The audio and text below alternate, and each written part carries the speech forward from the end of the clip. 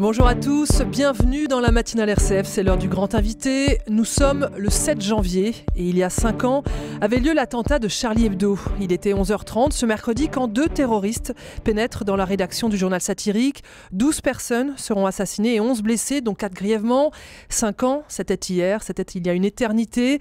Depuis, d'autres attentats ont lieu, d'autres innocents ont été massacrés et des milliers d'autres ont vu leur vie ébranlée par ces crimes. À chaque fois, la société exprime sa compassion, sa solidarité. 5 ans après le drame de Charlie Hebdo, sur RCF ce matin, nous nous posons la question des victimes. Bonjour Antoine Garapon. Bonjour. Vous êtes magistrat et secrétaire général de l'Institut des hautes études sur la justice. Vous signez chez Gallimard avec Arthur Denouveau dans la collection Tract un petit essai intitulé « Victimes et après » sur la place des victimes dans notre société. Vous êtes aussi un homme de radio avec le rendez-vous Matière à penser sur France Culture. Antoine Garapon, les victimes de Charlie Hebdo sont-elles des victimes comme les autres ? Oui et non. Oui et non. Oui, bien sûr, elles sont victimes, mais elles sont victimes en quelque sorte par substitution d'un pouvoir qu'on ne peut pas atteindre. Et donc, il est certain que cet attentat a marqué un tournant parce qu'il a marqué un tournant dans l'histoire du terrorisme. Il a marqué un tournant aussi dans la perception que les Français avaient du terrorisme et des victimes. C'est la fin de la naïveté ? C'est la fin de la naïveté et c'est un terrorisme punitif en quelque sorte. C'est-à-dire que l'attentat terroriste en général, il y a 3 acteurs. Il y a l'auteur de l'attentat, les victimes et puis un pouvoir qui n'est pas présent, mais qui est la véritable cible qu'on veut faire plier. Souvenons-nous, par exemple, du FLN et du Milk Bar à Alger. Eh bien, il fallait pousser l'opinion française et le gouvernement à se retirer de l'Algérie. Là, c'est pas le cas. Là, c'est pas le cas. Là, c'est pas le cas parce que il y a des terroristes qui veulent punir directement les auteurs d'un blasphème, ce qu'ils considèrent comme un blasphème, et ils viennent se venger. Il y a une dimension punitive, voire de vengeance dans cet attentat qui est tout à fait nouveau. Et ce qui a été aussi nouveau, c'est l'incroyable et l'extraordinaire sursaut de la société française dans son ensemble qui descend dans la rue. Et les chefs d'État viennent à Paris et il y a véritablement une étape. Après, malheureusement, les attentats vont continuer. Il y a bien sûr le 13 novembre. Et puis, il y a cet état, ce terrorisme à bas bruit qu'on voit de manière récurrente. Encore cette semaine. Et avec cette incertitude sur la nature véritablement terroriste, parce qu'on est en face d'un phénomène hybride, d'un terroriste hybride, qui est à la fois politique et religieux, à la fois il y a une composante personnelle, à la fois personnelle, subjectif et politique. Jamais un membre de l'ETA ou un membre du FLN n'aurait parlé de ses états d'âme, de son état psychologique, alors que là, on voit bien que les attentats sont à mi-chemin entre le crime de masse qu'on voit aux États-Unis ou Anders Breivik en Norvège et un acte politique destiné à faire plier le pouvoir. Antoine Garapon, vous venez donc de publier « Victimes et après », parce que les victimes méritent mieux que notre pitié, c'est ça ? Tout à fait. On sort d'une période où on a réduit la victime à une souffrance indigne, une souffrance illégitime. Et ce qu'on a voulu dire avec Arthur Denouveau, qui lui est le président de l'association Life for Paris, des rescapés, des survivants comme ils s'appellent eux-mêmes, de l'attentat du 13 novembre, ce qu'on a voulu montrer, c'est que le fait d'être la condition de victime est beaucoup plus profonde. On ne peut pas la réduire à de la souffrance. Et il faut commencer par s'interroger, nous, ceux qui n'ont pas été victimes, nous, les soignants, les enquêteurs, les policiers, les juges, les journalistes, bien sûr, les artistes, de notre relation aux victimes, parce que la condition de victime, c'est un processus interactif en quelque sorte. Ils occupent, dans l'imaginaire collectif, une place à part dans la société. C'est un statut un peu paradoxal, être victime. Tout à fait, c'est un statut paradoxal, mais c'est un statut qui a pris une extraordinaire importance au fur et à mesure que l'État, comme un grand intégrateur symbolique, perdait de sa puissance. Et donc, on recherche à travers les victimes... Des modèles ?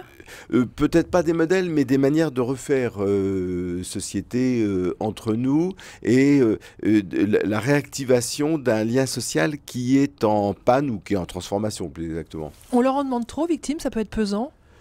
Je pense qu'il y a une sorte de violence symbolique qui est imposée par nous.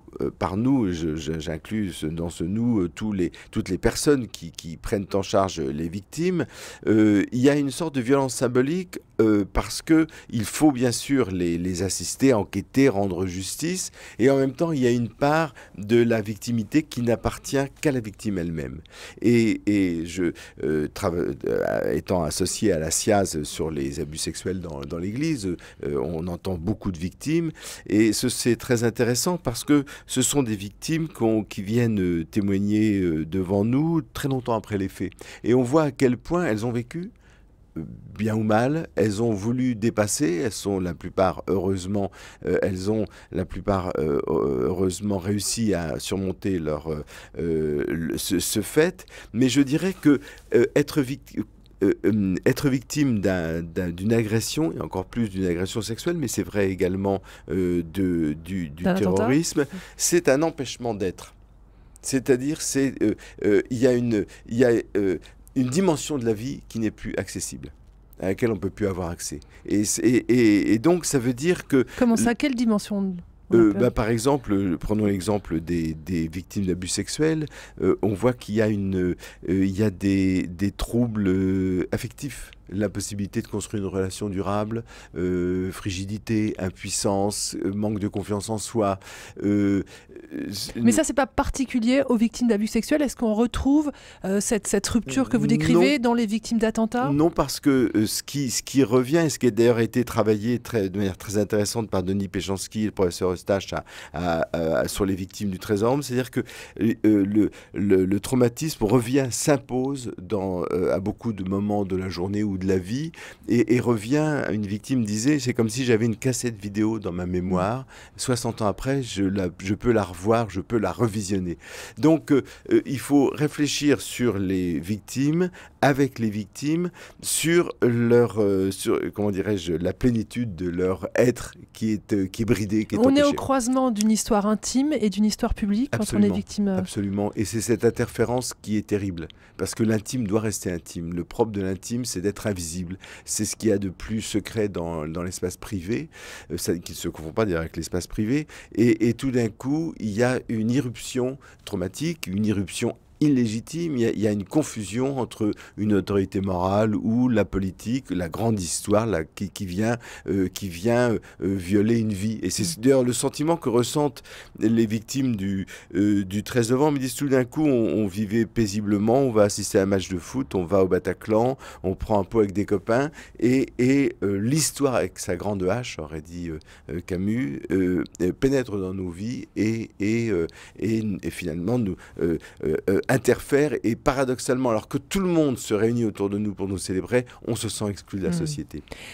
Antoine Garapon, est-ce que nous avons des devoirs particuliers envers les victimes? On a des devoirs particuliers qui évoluent dans le temps. On a bien sûr un devoir de secours, un devoir d'assistance, un devoir de substitution, mais il est transitoire. Il est transitoire, il y a un moment où la victime, il s'instaure, mais c'est tout à fait inéluctable, une sorte de victime business. De gens qui vivent des victimes, d'auteurs, d'artistes. Il faut faire attention. Absolument. Et il faut être capable de se retirer pour laisser à la victime ce qui lui revient en propre, qui est l'intimité de son traumatisme. Il y a un droit à l'oubli après ? Bien sûr, particulièrement difficile à honorer à l'heure des réseaux sociaux et à l'heure de l'Internet. On voit bien que le temps n'a plus exactement la même valeur que dans le monde pré-numérique. Et d'ailleurs, du fait que nous changeons d'époque, c'est une évidence, eh bien, il y a des vieux comptes qui se règlent, et c'est très intéressant de voir que cette participation publique, qui doit être extrêmement délicate, extrêmement respectueuse de la vie des gens, est en même temps indispensable pour les renvoyer en quelque sorte à leur vie. La réparation financière, elle est indispensable, mais elle n'est jamais suffisante. importante? Elle est indispensable, elle peut être maladroite et elle peut être contre-productive. Une victime du Bataclan disait « J'étais sonné par ce qui venait de se passer, je reçois 10 000 euros. Pourquoi 10 000 euros ? Pourquoi maintenant? Qu'est-ce que je vais faire de cet argent-là »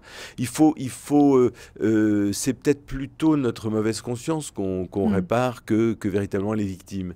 Donc l'argent n'est jamais en soi un instrument de réparation. Il vient accompagner une parole, crédibiliser une parole publique, donner du sens à un geste de reconnaissance d'un préjudice. Il ne peut pas être en soi une solution. Et d'ailleurs, on voit bien qu'une indemnisation trop rapide ou trop généreuse perturbe les victimes plutôt qu'elle ne les répare.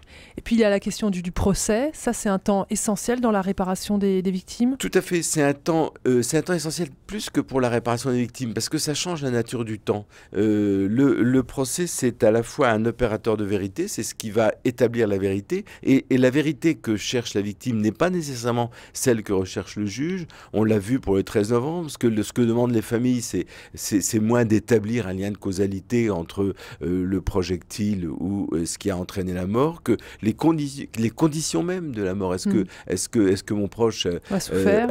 Est-ce que l'agonie a été longue? Est-ce qu'il est mort sur le trottoir? Est-ce qu'il est mort à l'hôpital? Est-ce qu'il était conscient? Et ça, c'est des choses auxquelles le juge, les enquêteurs ne vont pas penser spontanément. Donc c'est un opérateur de vérité. C'est aussi un fixateur de mémoire, c'est-à-dire que songeons à l'importance qu'a eu le procès de Nuremberg, où on le voit aujourd'hui dans de multiples domaines, le procès, c'est une manière de se souvenir, de fixer un événement. Puis enfin, c'est un convertisseur du temps pour les victimes, c'est-à-dire que ce temps vif en attente de quelque chose, ce temps tendu se convertit, dans le meilleur des cas, dans un temps plus apaisé qu'est celui du souvenir, de la commémoration. Antoine Garapon, je l'ai dit, vous signez un petit livre avec Arthur Denouveau, qui est le président de Life for Paris. À quoi servent les associations de victimes ? Ben justement, les associations de victimes sont des associations qui, elles aussi, Life for Paris, c'est très intéressant, elle a programmé sa propre disparition après les procès, en disant on n'est pas... On n'est pas victime à vie ? Non, on n'est pas victime à vie. J'ai un ami qui est rescapé du camp d'Auschwitz et il célébrait son 87e anniversaire et il disait être victime, c'est pas un métier. Il n'y a pas une ontologie victimaire. C'est quelque chose qui vous arrive, qu'il faut dépasser. C'est un défi. La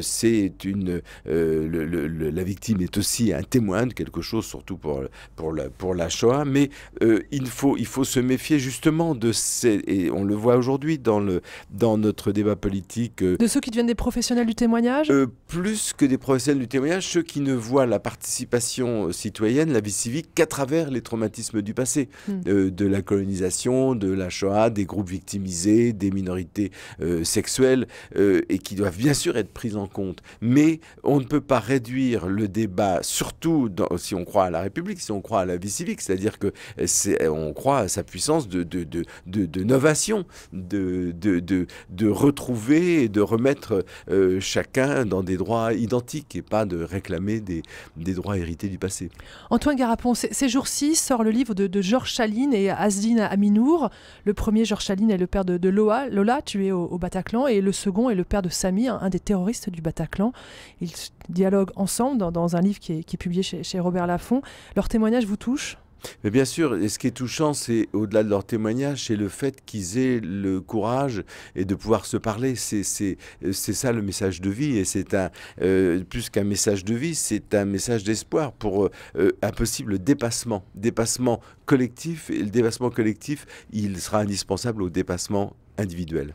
Vous n'aurez pas ma haine d'Antoine Léry, ça avait beaucoup marqué au moment de sa sortie. Sa compagne aussi avait été tuée le 13 novembre. Être heureux, croire au bonheur, c'est la réponse la plus forte face à l'énigme du mal ? Oui, bien sûr, à condition de ne pas croire à une sorte d'innocence biographique. Vous savez, Canguilhem disait la maladie, on guérit, mais on ne retrouve jamais ce qu'il appelle, une superbe expression, l'innocence biologique. C'est-à-dire, ça ne sera jamais comme avant. Et Et l'objectif, c'est d'intégrer, et finalement c'est peut-être le travail d'une vie qui dépasse d'ailleurs la condition de victime, c'est d'intégrer le négatif, le mal, cette violence terrible qui a été imposée, pour continuer à vivre, c'est-à-dire à se rendre disponible pour du nouveau. En ce début d'année, on célèbre les 60 ans de la disparition d'Albert Camus. Comment est-ce qu'il peut nous aider à comprendre le phénomène du terrorisme ? Camus a été un des rares qui a véritablement proposé une analyse philosophique, une approche philosophique du terrorisme, et pas en termes d'histoire comme le faisait Sartre. Je crois qu'il y a un très beau concept chez Camus, qui est le concept d'innocence. L'innocence, c'est bien sûr, et on le voit ce qui est paradoxal d'ailleurs pour un auteur qui a consacré une grande partie de son œuvre à raconter des meurtres, de Caligula au Juste, à l'étranger bien sûr, et à travers cette réflexion sur le mal, dans le fond c'est ça pour Camus l'idée de meurtre, eh bien il faut être capable de retrouver l'innocence. Merci beaucoup Antoine Garapon d'avoir été ce matin notre grand invité. Alors je rappelle ce petit livre que vous signez avec Arthur Denouveau, Victime et après, c'est chez Tract, chez Gallimard. Et puis il y a un autre livre un peu plus pointu qui sort au PUF, s'appelle Deal de justice, le marché américain de l'obéissance mondialisée. Merci d'avoir été notre grand invité ce matin. Merci.